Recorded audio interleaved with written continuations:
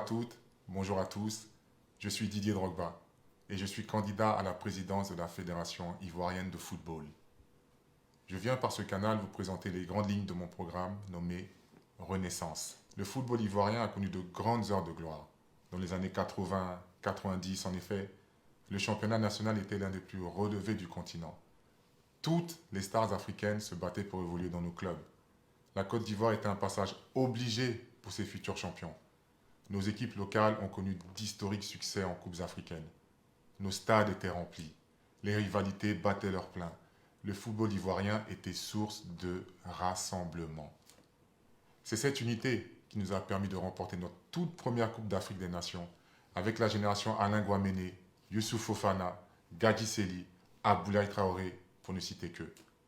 Et ce sont nos aînés qui nous ont inspirés et nous ont permis d'offrir à la Côte d'Ivoire, pour la toute première fois de son histoire, une participation à la phase finale de la Coupe du Monde 2006 en Allemagne, puis 2010 en Afrique du Sud et enfin 2014 au Brésil. Mais l'apogée de tous les efforts fournis par cette génération dorée a sans aucun doute été 2015 et le sacre continental à Malabo, en Guinée équatoriale. Nos équipes nationales de jeunes ont elles aussi porté le drapeau de la Côte d'Ivoire très haut sur le continent en 2017.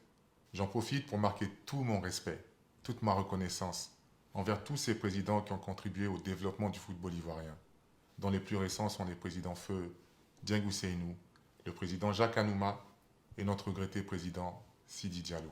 Mais aujourd'hui, toutes les Ivoiriennes, tous les Ivoiriens et surtout les acteurs du milieu sont unanimes. Depuis plusieurs années, le football ivoirien, notre football, souffre, tant sur le plan national qu'international, avec pour effet les non-qualifications à la Coupe du Monde 2018 en Russie et celle de 2022 au Qatar.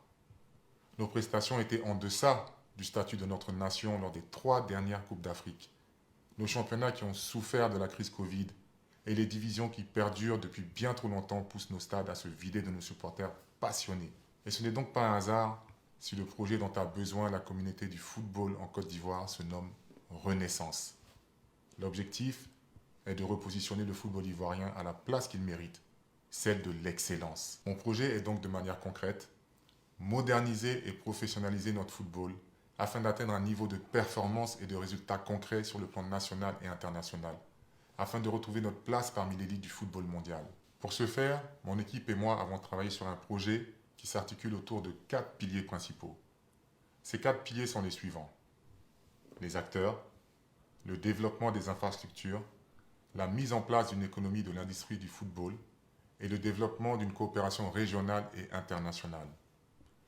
Je vous retrouve donc très prochainement pour évoquer le premier pilier qui est au cœur même de la Renaissance, celui sans qui le football n'a pas lieu d'être, les acteurs.